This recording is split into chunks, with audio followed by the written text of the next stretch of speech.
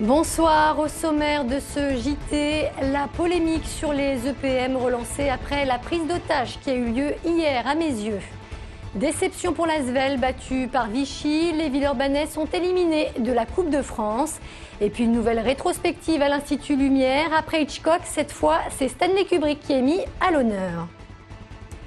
2 jours après l'entrée en vigueur de la loi sur le voile intégral, les premières amendes commencent à tomber. Ainsi, hier soir, une femme recouverte d'un niqab a été verbalisée rue Robespierre à Vaux-en-Velin. C'est la toute première dans la région. Les policiers en patrouille lui ont délivré un procès verbal, une contravention qu'elle a acceptée sans opposer de résistance. Elle pensait que le port de niqab était uniquement interdit que dans les lieux publics et non dans l'espace public, et qu'elle avait le droit de déambuler dans les rues comme cela. Elle a été conduite dans un service de police. Dans ce lieu, elle a accepté d'enlever son niqab pour pouvoir voir son visage et ainsi procéder à son contrôle. Il appartiendra au parquet d'apprécier les termes de l'interpellation, les conditions de l'interpellation. La prise d'otage qui a eu lieu hier à l'EPM de Meyzieux s'est donc finalement bien terminée. Un événement qui devrait toutefois laisser des traces au sein de l'établissement. Depuis des semaines déjà, les syndicats de surveillants tirent la sonnette d'alarme. Ils dénoncent une violence devenue quotidienne. Les précisions de David Segal. Le drame a été évité de justesse hier. Le jeune détenu de 16 ans qui retenait en otage une éducatrice avec une ampoule cassée a pu être maîtrisé par les hommes du GIPN. L'éducatrice, elle, est en état de choc mais n'a pas été blessée.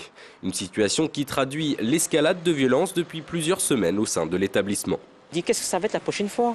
Il va y avoir quoi, un meurtre, une prise d'otage? On y pense tous les jours, les personnels qui travaillent ici viennent ici avec l'angoisse. On se dit qu'est-ce qui va se passer demain? Cet incident relance le débat sur ces établissements pénitentiaires pour mineurs, les EPM. Ils sont censés allier la détention et le travail éducatif en vue d'une réinsertion.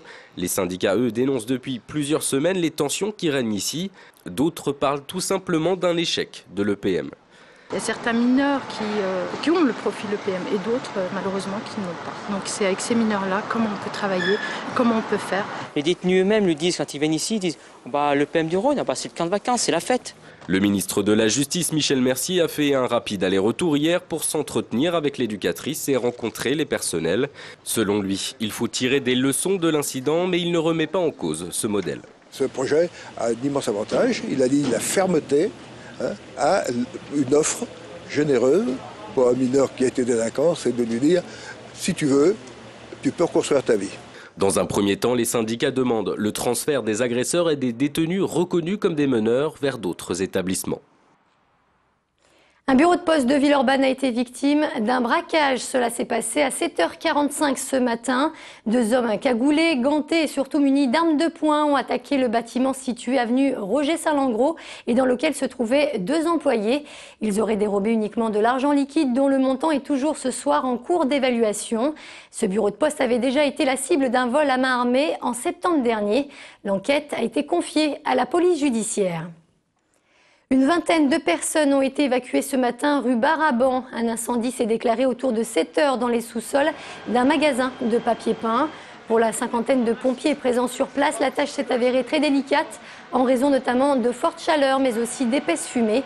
Aucun blessé n'est à déplorer. Les habitants ont pu regagner leur logement en fin de matinée. Séance de massage gratuit aujourd'hui du côté de Grange-Blanche. C'est de cette façon que les étudiants en kinésithérapie ont décidé de manifester. Ce qui n'était sans doute pas pour déplaire aux passants. Ces étudiants réclament une revalorisation de leur diplôme.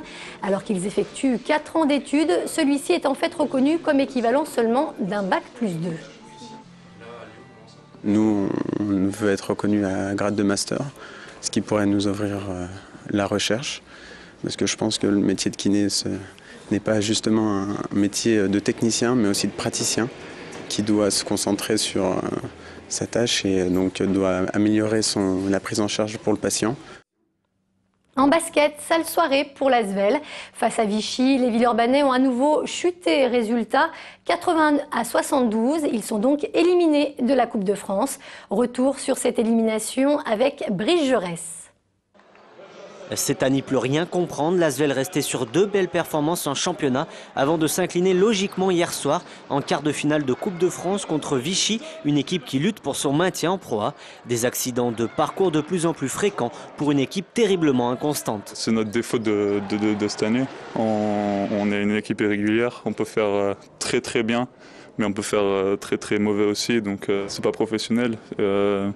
Faut se préparer mentalement pour un match, on ne peut pas juste arriver à la salle et jouer le match, quoi. Dans une astroballe à 3 quarts vide, Vichy a mené de bout en bout, résistant seulement au retour de l'Asvel dans le 3e quart, malgré l'absence de Devon Jefferson. Mais avec 24 balles perdues, les Villeurbanais se heurtent une nouvelle fois à leur manque de collectif, de lien, un groupe talentueux mais aussi individualiste. Déçu qu'on n'est pas bien dans le jeu, déçu que certains joueurs ne sont pas à leur niveau et qu'on perd des ballons dans les moments chauds. Je ne sais pas si la Coupe de France a la même signification pour tout le monde. Place désormais au championnat, 7e de Pro A avec 3 victoires d'avance sur le 8e. Les hommes de Nordingrib sont quasiment sûrs de participer aux playoffs. Il faudra assurément montrer un autre visage, c'est-à-dire moins de suffisance, pour atteindre l'objectif du club, le titre de champion. Des Villeurbanais qui pourront justement tenter de se rattraper en championnat dès samedi face au Havre, coup d'envoi à 20 h à l'Astrobal. Du côté du Loup, en revanche, tout va pour le mieux, plutôt bien parti pour accéder cette année au top 14. Le club de rugby lyonnais devrait bientôt avoir un nouveau stade. Une enquête publique vient d'ailleurs d'être lancée aujourd'hui. L'équipement de 8000 places sera construit sur la plaine des Jeux des États-Unis. Il s'agit d'un stade modulable qui devrait coûter près de 10 millions d'euros. Villeurbanne est un outil économique qui n'a que peu de viabilité pour nous. On n'a pas de loge, on a peu de places assises, 4900 places. On en a que la moitié qui sont couvertes.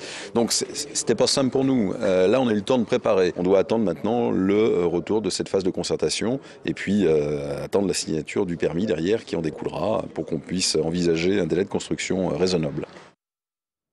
Shining, 2001, l'Odyssée de l'espace, Barry Lyndon ou encore Full Metal Jacket, autant de films signés Stanley Kubrick. À partir de ce soir, vous pourrez les découvrir ou les redécouvrir, certains même en version longue. L'Institut Lumière, en effet, a décidé de rendre hommage au réalisateur disparu en 1999, Arnaud Fora. En un travelling, il aura fait d'un tour de tricycle l'une des scènes les plus haletantes du cinéma.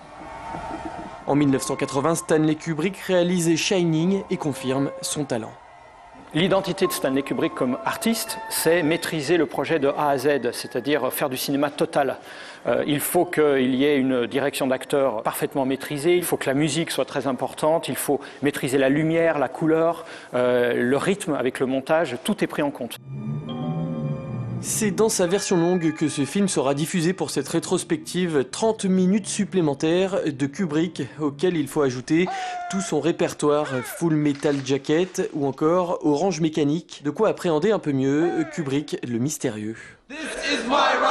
C'était quelqu'un qui était reclus sur lui-même, qui deviendra à la fin de sa vie le personnage de Jack Torrance dans Shining, c'est-à-dire qu'il va s'enfermer dans son château pour écrire. Ça nous paraissait important de le remontrer sur grand écran, surtout que pendant longtemps, les films ont été bloqués pour diverses raisons, pour des questions de droit, etc. En 46 ans de carrière, Kubrick aura réalisé au total 13 longs métrages. Un seul manque à l'appel de cette rétrospective, son tout premier, renié et interdit par le cinéaste lui-même. La projection d'ouverture débute ce soir avec Shining. Elle est d'ores et déjà complète, mais d'autres séances de rattrapage auront lieu jusqu'au 5 juin. Et c'est la fin de ce JT. Merci de nous avoir suivis. On se retrouve tout à l'heure pour un nouveau point sur l'information. Très bonne soirée sur TLM.